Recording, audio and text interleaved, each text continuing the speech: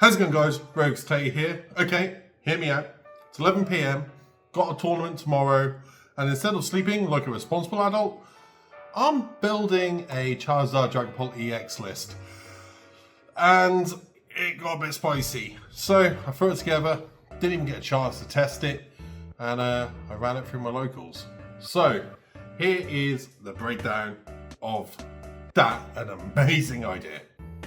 Okay, so here is the deck list. I went with the tried and trusted Dragapult Charizard list and thought I'd try to spice it up with some extra added parts. So let's go through the generic stuff. We've got a 4-3-2 line of Dragapult EX. And if you know what Dragapult does, it does 200 damage and you get to place 6 damage counters on the board in any way you like. We pair this with the Charizard. We've gone for a 3-2-2 line of the Charizard. Charizard EX lets us to accelerate 2 Fire Energy out, and it's a really good late game attacker and really does well into the Guardy matchup and deals with Guardy quite comfortably. Now, we've got Monkey Dory in this list. Monkey Dory just helps get stuff rolling, helps us out a big time. There's a couple of changes to this list I made on the night. So as you can see here, we've got 6 energy, 2 luminous, 1 psychic. I changed that to be, we end up having 4 luminous, 5 fire. Just for, I was trying to make it a little bit more consistent. I don't think it worked. But yeah, they are, so when you're watching these games, if you see like 3 luminous, that's why. But I would have actually wanted to more stick to this, I believe. So from there, we got a 1-1-1 Duskull line. Now, this is where the spice in this really turns up, because Dust Noir and Dusclops allows us to place damage counters by knocking out Dusclops, and then also powers up the Zard. This has actually came up in one of the games. You'll see it in a minute. It's really quite cool. Serendipity, Monkey Dory to move some damage around and draw when we basically miss. We have Bidoof when we miss the Arven Techno Evo play. We want to go second with this list, so when we miss that play, it gives us a really good, easy attacker to set up. We are playing 4 Arven, 3 Iono, 2 Boss, and 1 Briar. Briar in this list was such a nice little tech to add.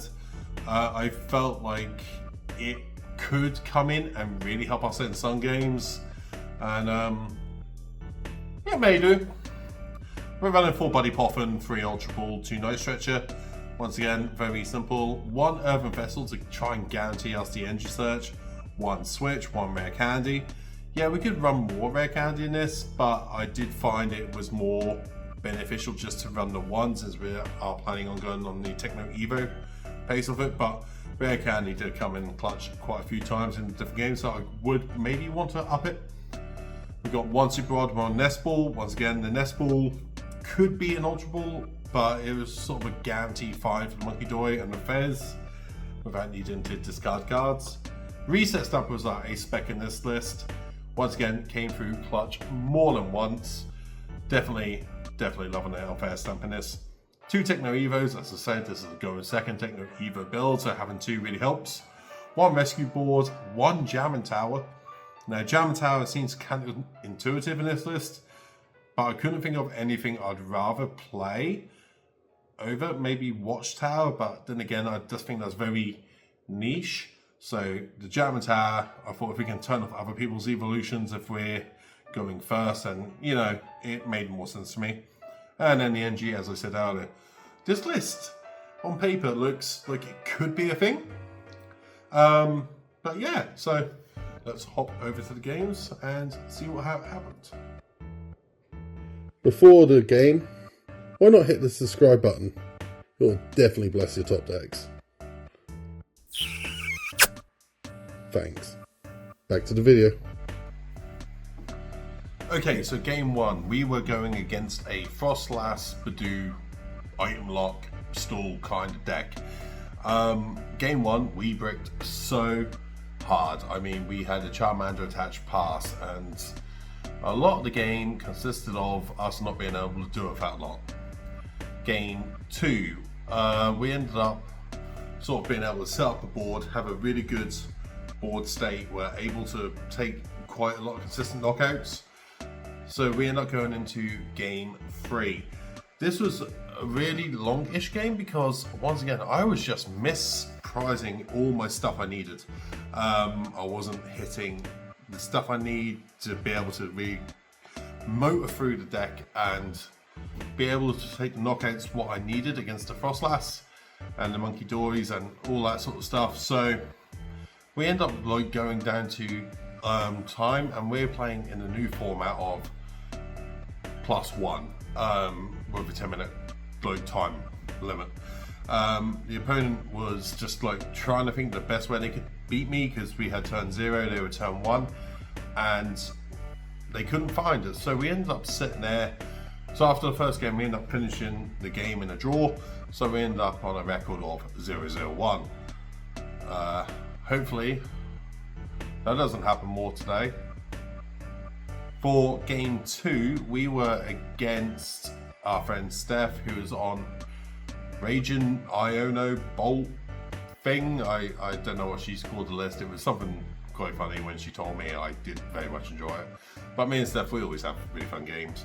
So game 1, it didn't go as well as I hoped. We were judging the event, even though we were playing in it, but it was just sort of like a local casuals. So that is pretty much fine. And we were running back and forth to judge calls quite a bit, so we were very much out of sync when it came to the game. But game 1, Steph won very comfortably. We couldn't get set up again, and we were just missing knockouts. We spent too much time trying to set up for the big multi-prize turn. Game 2, we played, and I was able to pull off a gnarly 5-prize turn. So we were just pinging damage, setting up what we could. From there, we were able to get to a state where Steph was on 3 prizes, I was on 5. I was able to evolve my Dusclops into Duskull into Dusclops, pop it to knock out the active, what was a Raging Bolt. Took 2 prizes, she took 1. That ended up leaving us the chance for the Briar on the promotion of the Raging Bolt. So we Briared, swung with Charizard for the knockout. And yeah, so that was game 2. Game 3, once again, we set up and it was a natural tie. So it was really hard to say who won what in that game. I don't know how it went. I did feel if I had like one more turn, so like the +3, I would have been in a better position, but once again, in this format, it's hard to say.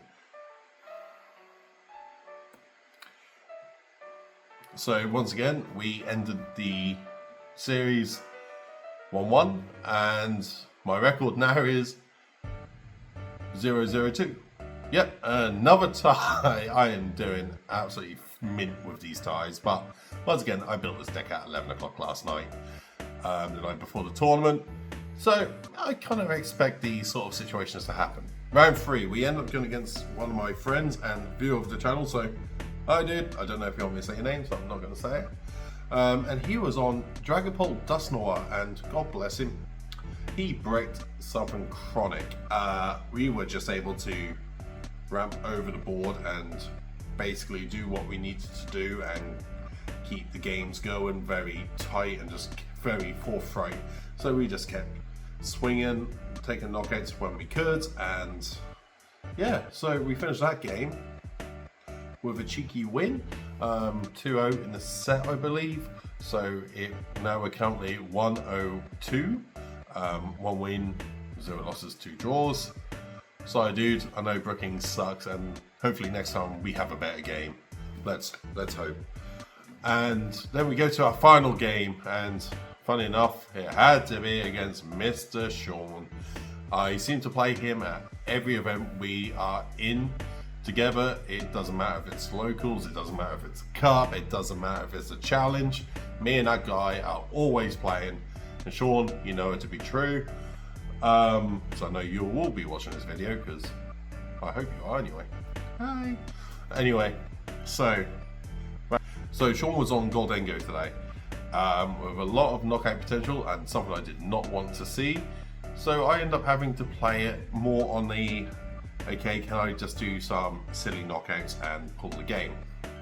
Game 1, he absolutely obliterated my board state. I didn't really have much I could do. It was trying to, once again, set up for the multi-prize turn. Just couldn't find it. Game 2, I was able to do a lot more on the forefront to play the game and get through it all. So we were 1-1 going into Game 3 with quite a little bit. We had a little bit of time left, but not a huge amount. So we should have made the gentleman's, but we didn't. So we just played that out. And I ended up nearly winning. We should have made the gentleman's on prize cards, but me and Sean, we always have a good time. So we end up with another tie there. So yeah, on the day, we finished 103. I'll take it that I was undefeated. Like, we didn't lose a game. But 103 with this list is quite funny. I gave up with it over when I should have been going to bed. But those things happen. I've really enjoyed playing in this tournament, and how the league is going recently is so much fun. Just being able to host something for local players to come on down and play. So as you see at the bottom of the video, please, if you're in the area of Great Yarmouth, come down and visit the vault. We'd love to see you on a Thursday. But yeah, hope you guys enjoyed this video. If you did, leave a like, comment, and all that good stuff. Let me know if there's any crazy deck ideas you have that you want me to build, because I currently have one floating around in my head ready for the black and white set what we are playing next week. So next week's video will be black and white content from the locals. I think this deck could be it could be something. I'm cooking. So watch this space. But for now, I'll catch all you fine ass beautiful people later. Peace out, guys. Bye.